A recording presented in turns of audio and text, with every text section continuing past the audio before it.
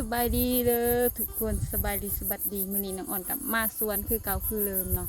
มื้อนี้น้องอ่อนสิพาทุกคนไปอาบน้ำหวยเนาะทุกคนทุกคนรู้สึกแนวไรวะช่วงนี้ยอดวิวน้องอ่อนกับตกเนาะน้องอ่อนสิไม่เฮ็ดคลิปอาบน้ำเป็นคลิปสุดท้ายเนาะน้องอ่อนสิบ่ได้เฮ็ดคลิปไปเด้อทุกคนเลยน้องอ่อนสิเซาถ่ายคลิปไปเด้อทุกคนเขาพาทุกคนเข้ามาให้กำลังใจน้องเลยเด้อทุกคนน้องอ่อนอาจจะไปถ่ายคลิปคนอื่นเนาะน้องสิเศร้าถ่ายคลิปเจ้าของเนาะยอดวิวมันตกแห้งคลิปอาบน้ำนี่ที่เป็นคลิปสุดท้ายเนาะก็ฝากทุกคนเข้ามาให้กำลังใจน้องอ่อนเศร้าเราไต่เนาะมื้อนี้น้องอ่อนก็มาไล่งัวเขาสวนเนาะกินเบิดพริกพักผ้าอีหยังกับบ่ย่างเนาะกินแท้กินบ่อันนี้คนสวยของยอดวิวก็ตกงัวควายกับเขาใส่เขาสวนบ่ได้ย่างให้หน้าตากะเกี่ยงคึกน้องอ่อนก็เลยสิพาทุกคนไปอาบน้ำหวยเนาะเป็นคลิปสุดท้ายเนาะใครเป็น FC น้องอ่อนกะคอมเมนต์มาเลยเด้อทุกคนน้องอ่อนก็ดีใจเนาะทุกคนที่เข้ามาติดตามและซัพพอร์ตน้องอ่อนตลอดมาเลยขอขอบใจ FC ได้หลายเด้อที่เขาหักและเอ็นดูน้องคนนี้เนาะน้องอ่อนก็พาทุกคนมาให้มาส่วนคือเก่าเนาะมาไล่งัวเมื่อยเนาะงัวเหยียบมุนมินตินแดกเปิดบริยังเศร้าใจว่าสัมูว่าน้องอ่อนกับอาจสิเบาไทยบทชัดเจนเนาะน้องอ่อนเขาเบิ่งใน YouTube เนาะ FC น้องอ่อนส่วนลายเมนอยู่ทางพังไทยเนาะพังไทยนี่82%เนาะน้องอ่อนเขาเบิ่งใน YouTube เนาะส่วนลายนี่เมนทางสหรัฐอเมริกามีแต่1.5%เนาะเมนบ่เมนแหละทางสหรัฐอเมริกาประมาณ5%เนาะสมัครขบวนเมนละอยู่ทางลาวเองก็5%เพราะว่าอยู่กับอีกประเทศต่างประเทศอยู่ทางเกาหลีเกาหยังกับ1%เนาะส่วนลายเมนทางพังไทยเนาะทางพังไทยลายทางพังไทยเมน85%เนาะหลายเนาะก็ขอบใจ FC บ่ว่าทางพังไรกะน้องอ่อนก็ดีใจหลายๆน้องอ่อนก็สิเฮ็ดคลิปสุดท้ายจากลาเนาะมื่อนี้อากาศดีๆนะทุกคนนะเงาพ้นกำลังสีตกน้องก็มานั่งอยู่โคนเนาะโคนใหม่พักใจมาพักใจพักกายเนาะเถื่อกับสิใส่เวทได้บ่จังหน่อยเนาะใส่เวทแล้วก็จังเมื่อเนาะเถื่อได้ปลาคอใหญ่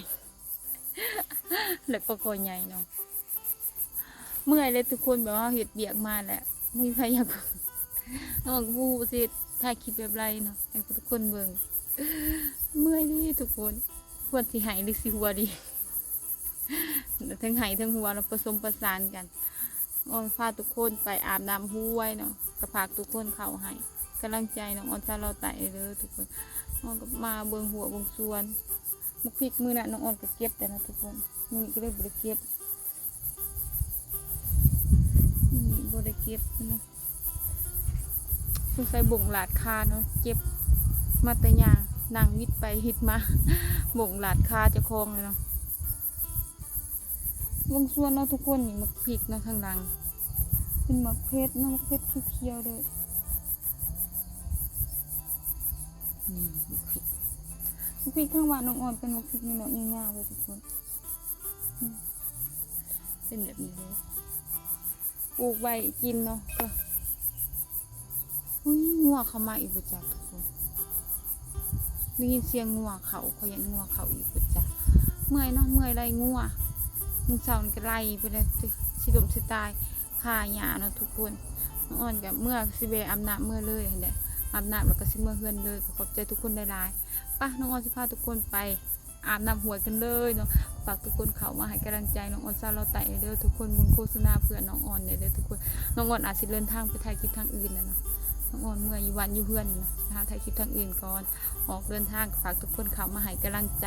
น้องสาวคนนี้เด้อทุกคนติดตามและซัพพอร์ตน้องอ่อนเด้อนี่บักพริกใครอยากได้บักพริกก็คอมเมนต์มาเลยปะถ้าทุกคนไปอาบน้ำหวยกันเลยทุกคนน้องอ่อนอาจจะถ่ายบทชัดเจนกูได้เพราะว่าน้องอ่อนถ่ายคลิปคนเดียวเนาะยากเนาะน้องถ่ายอาจจะเป็นบักเป็นตอนไปก็ขอโทษนำ FC ได้หลายเลยทุกคนขอโทษขออภัยให้โอกาสน้องสาวคนนี้เลยทุกคนไป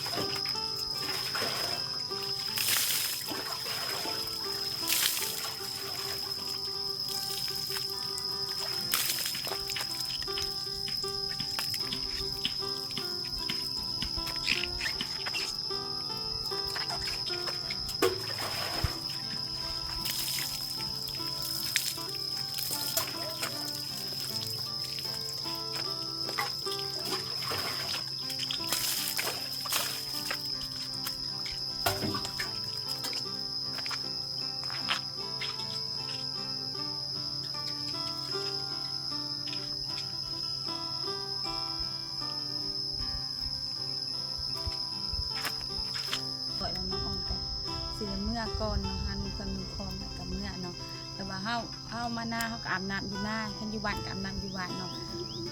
ระวังเนี่ยเสียงทุกคนอาจสิได้ยินเสียงนกเสียงแมงอีเนาะเสียงนกลายเนาะอยู่บ้านบ่อึดเพราะว่าเขาจับบ่ให้นิ่งเนาะเขาจับสงวนไว้นะน้องอ่อนกับบ่เว้ายืดเว้ายาวเนาะสำหรับคลิปนี้น้องอ่อนก็สิหยุดเพียงเท่านี้ไว้พบกันคลิปหน้าเด้อทุกคนฝากทุกคนเข้ามาให้กำลังใจซอกน้อยๆซอกน้องอ่อนซาวลาวใต้เด้อทุกคนเพื่อกำลังใจน้องอ่อนให้คลิปต่อไปน้องก็ขอบใจ FC ทุกคนที่เข้ามาซัพพอร์ตและแนะนำน้องอ่อนตลอดมาแต่ก็สำหรับคลิปนี้น้องอ่อนก็